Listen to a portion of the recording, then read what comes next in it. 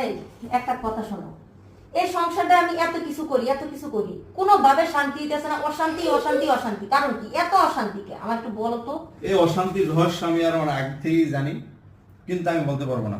কে কে কি হইছে? আমি জানি এই অশান্তির রহস্য জানলে আবার অশান্তি বাজাবা। আর কি অশান্তি বাজবে বলো? আরে বাবা আমি জানি, কারণ আমি তো মানুষ চিনি না। আজব এক কথা বলো।